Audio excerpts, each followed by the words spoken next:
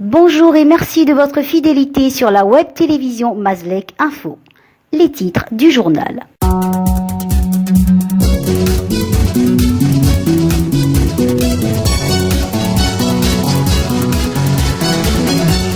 Violation du principe de droit par la Cour de cassation, cri strident de maître Irénée Mezwimba, avocat du collectif appelle à agir à la suite de l'arrêt suspendant la décision d'Ali Bongo à comparaître devant la Cour d'appel au sujet de la controverse née de sa capacité ou non à diriger le Gabon.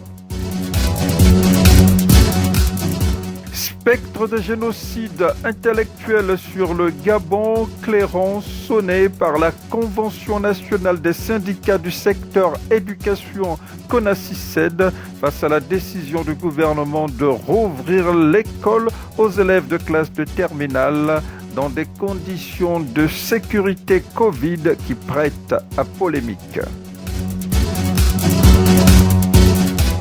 Abrogation de la loi sur la dépénalisation de l'homosexualité au Gabon, cheval de bataille du parti d'opposition, les 7 merveilles du peuple gabonais, les 7 MP. Voici pour le sommaire.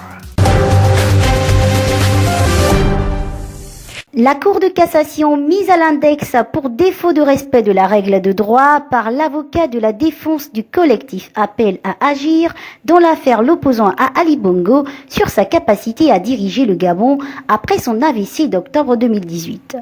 Marc Ulrich Mamalekou. L'arrêt de la Cour de cassation déclarant recevable la requête du requérant Ali Bongo portant nullité de la décision de la Cour d'appel favorable à son assignation devant cette juridiction en vue d'attester par expert interposé de sa capacité ou non à pouvoir diriger le Gabon après l'AVC qu'il a frappé fin octobre 2018 heurte visiblement l'avocat de la partie plaignante. Le collectif appelle à agir, maître Irénée Mezwimba, qui crie à la distorsion du principe de droit par excès du fait du privilège de juridiction dont jouit Ali Bongo de fait de sa qualité de chef de l'État. Privilège de juridiction qui ne l'autorise à porter plainte ou à être jugé devant les dites juridictions de droit commun. De fait, sa qualité de plaignant devant la Cour de cassation devrait de fait être frappée d'irrecevabilité de l'avis de l'avocat du collectif appelle à agir, maître Irénée Mezwimba. Monsieur Ali Bongo ne peut pas être jugé devant les juridictions de droit commun. Ok? A contrario, Monsieur Ali Bongo ne peut porter plainte à une tierce personne devant les juridictions de droit commun. Et c'est quoi les juridictions de droit commun? Il s'agit du tribunal de première instance, il s'agit de la cour d'appel judiciaire, il s'agit de la cour de cassation. Parce que devant la cour de cassation, c'est M. Ali Bongo qui est le requérant. Et en étant requérant, il y a la question de la qualité à agir de M. Ali Bongo qui se pose en priorité. Et M. Ali Bongo bénéficiant, est-ce qualité de président de la République, du privilège de juridiction, il n'a pas qualité à agir devant la Cour de cassation qui est une juridiction de droit commun. Et donc, la Cour de cassation aurait dû rejeter le pourvoi de M. Ali Bongo. Il aurait dû le déclarer irrecevable. Outré par la suite donnée par la Cour de cassation au requérant Ali Bongo, maître Irénée Mezwimba entend saisir d'un recours devant la Cour de cassation en ses chambres réunies. Vous savez, je n'arrive pas, en fait, c'est la curiosité qui m'anime. C'est la surprise, un peu désagréable de constater que la Cour de cassation, qui devait dire le droit, n'a pas dit le droit. Je ne peux pas accepter que la loi soit de cette façon aussi royalement ignorée.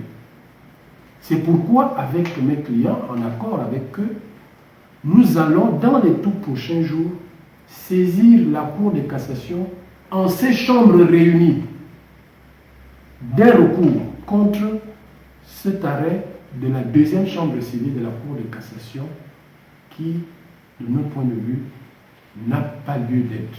Parce que c'est un arrêt qui touche même au fonctionnement des institutions que l'on veut préserver. Parce que si le président de la République bénéficie du pouvoir de juridiction, la Cour de cassation vient simplement de l'annuler. Et ça, c'est inacceptable. Un cafouillage vraisemblablement né du principe de violation de droit que nul ne plaide par procureur qui découle de l'ordonnance d'irrecevabilité pondue par le président du tribunal de Libreville à la suite d'une plainte introduite par le collectif Appel à agir. Ordonnance d'irrecevabilité pondue sans avoir préalablement entendu Ali Bongo, à qui il revient à lui seul et non à un juge, fût-il président de tribunal, de soulever l'exception de privilège de juridiction dont il jouit. Le gouvernement également menacé d'être traîné devant les tribunaux par la Convention nationale des syndicats du secteur éducation CONACYCED en cas de mise en danger avérée de la vie d'autrui. Reportage. L'absence de commodité jugée optimale dans la riposte au coronavirus en milieu d'études, dans la fièvre de la réouverture des classes aux élèves de terminale dès le 20 juillet prochain, suscite la colère de la CONACYCED, dont la comptabilité des manquements sécuritaires au bénéfice des élèves et enseignants laisse planer des risques tangibles. La mise en garde du délégué général de la CONACYCED, Louis-Patrick Mambo. En cas de contamination d'un enseignant à la maladie à coronavirus, durant la période de reprise de cours, la CONACYCED estera en justice les responsables d'administration conformément à l'article 6 de l'arrêté numéro 0055/MFP-TFPDS du 30 avril 2020 fixant les modalités dérogatoires du travail dans les services publics non essentiels pendant la période de l'état d'urgence lié au Covid-19 qui dispose. Les responsables d'administration sont tenus de veiller au strict respect des dispositions prévues par le présent arrêté sous peine d'engager leurs responsabilités civiles et pénales en cas de constatation de non-respect par leurs agents des dites mesures. Dans son réquisitoire, la CONACYCED met en lumière les mobiles qui motivent ses soupçons de génocide intellectuel en préparation. La CONACYCED, agent de promotion et de défense des droits de l'homme, refuse d'accompagner le gouvernement dans l'accomplissement du génocide scolaire actuellement en cours.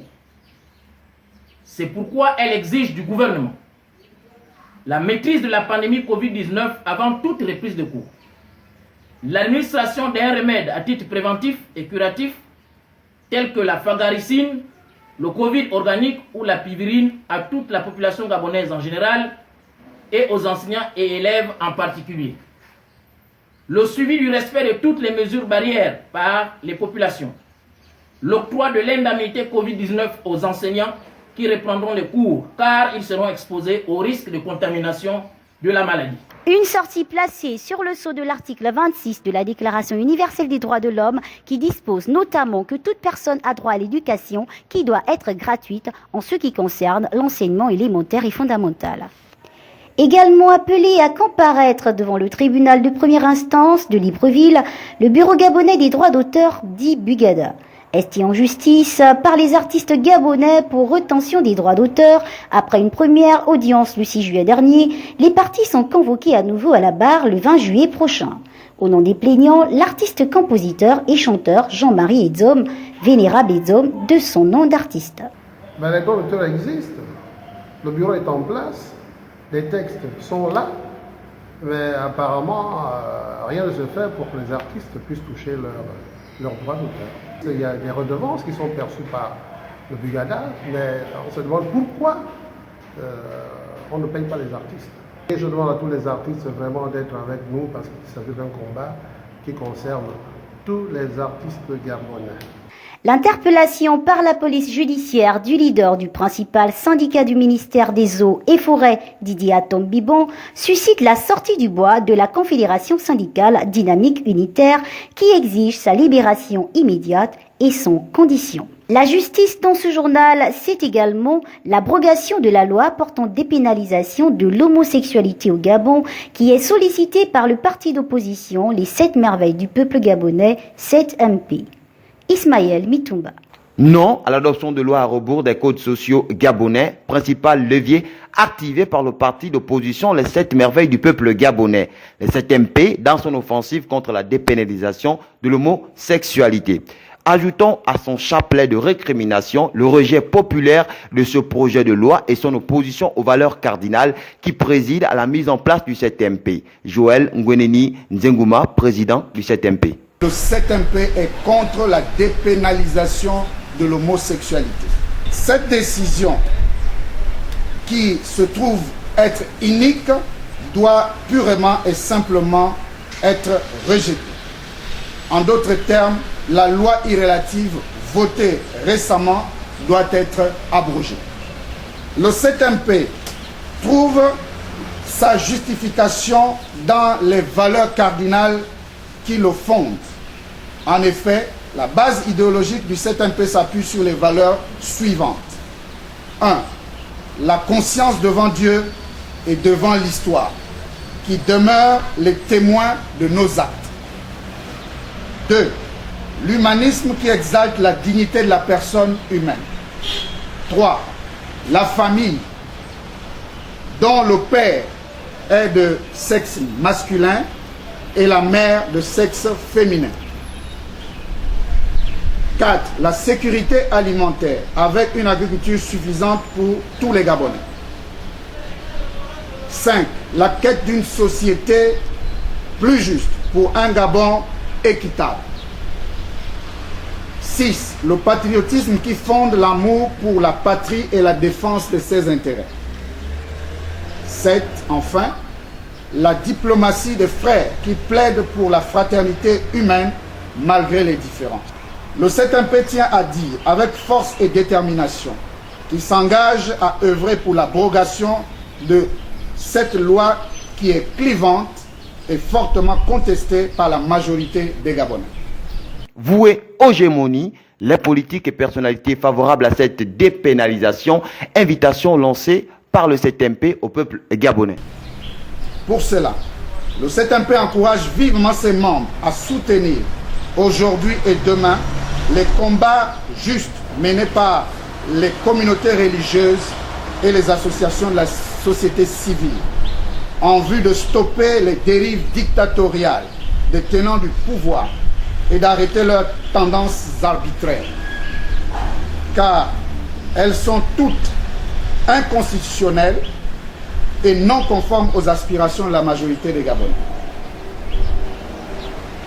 Dans ce sens, il est demandé aux septiémistes, entendez par là membres du 7MP, de se mobiliser et de suivre activement les recommandations qui leur seront données dans les prochains jours. Car il est inadmissible de laisser prospérer ces décisions anticonstitutionnelles.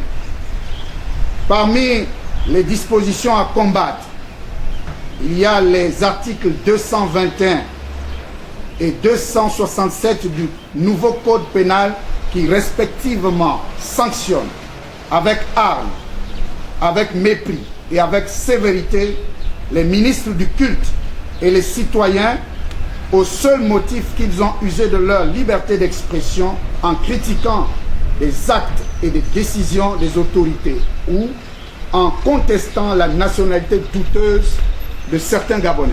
La polémique suscitée par l'obligation du test de négativité au Covid comme condition de sortie du Grand Libreville s'est invitée dans la communication du président du 7MP qui sollicite sa levée pure et simple au regard de la contexture de complications techniques et administratives relatives à sa délivrance.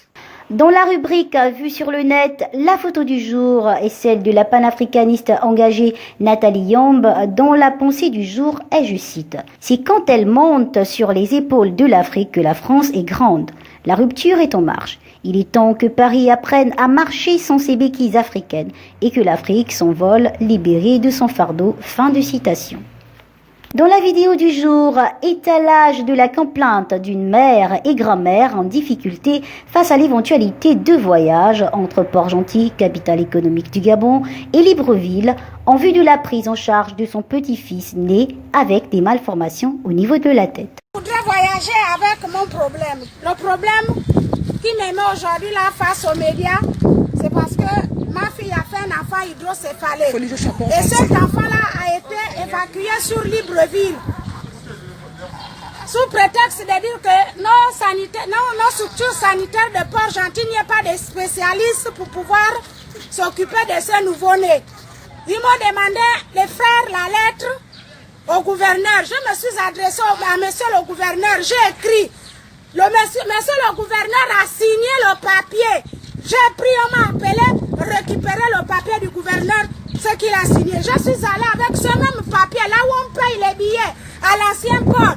On me renvoie sous prétexte de dire que si je n'ai pas un papier de coronavirus, je ne peux pas voyager valable de 5 jours. À ma grande surprise, au niveau de Port-Gentil, il n'y a pas les machines. Au niveau de l'hôpital Ndjenga, il n'y a pas les machines qui dépistent le coronavirus. Maintenant, face à cette situation, la maladie de l'enfant ne fait que prendre de l'ampleur. On fait comment? Entre-temps, même, ils ne font que voyager. Nous, comme nous sommes pauvres là, on ne peut pas voyager. C'est pas l'État qui me prend en charge. C'est mon propre argent que je dépense pour pouvoir sauver la vie de cet enfant-là. Moi, je veux voyager. Libérer. Libérer. Libérer. Libérer. Libérer. Libérer. Libérer. Libérer. Libérer. Libérer. Libérer. Libérer. Libérer. Libérer. Libérer. De cet enfant-là, je suis là. Pas plus tard, il faut seulement prier pour que l'enfant ne meure pas. Il faut dire ça. Je reprends ça. Il faut allez-y seulement prier pour que l'enfant ne meure pas. Il n'y a pas de voyage jusqu'à nouveau ordre, puisqu'il n'y a pas les résultats de corona. Maintenant, les machines là se trouvent où? Il y a les cas de corona à l'hôpital. Maintenant, on détecte les cas de corona qui sont à l'hôpital avec quel genre de machines pour que moi aussi j'aille me faire dépister pour pouvoir voyager. Parce que là, je suis bloquée. Comme au Gabon là, même un problème, on ne s'occupe pas, on s'occupe seulement de leurs problèmes. Donc au Gabon là, rien pour nous, tout pour les autres. Tout pour les autres. Venez me tuer, j'ai parlé. Donc moi je n'ai pas peur de la mort, moi je veux la solution de voyager avec mon enfant libéré. C'est moi-même qui paye mon passage. C'est pas le gouvernement qui m'a pris en charge. Libéré. Parce que quand moi je vais cascader dans les pirogues, vous serez les premiers à dire que voilà, libéré. Je suis dépassé. C'est la fin de ce journal. Merci de l'avoir suivi.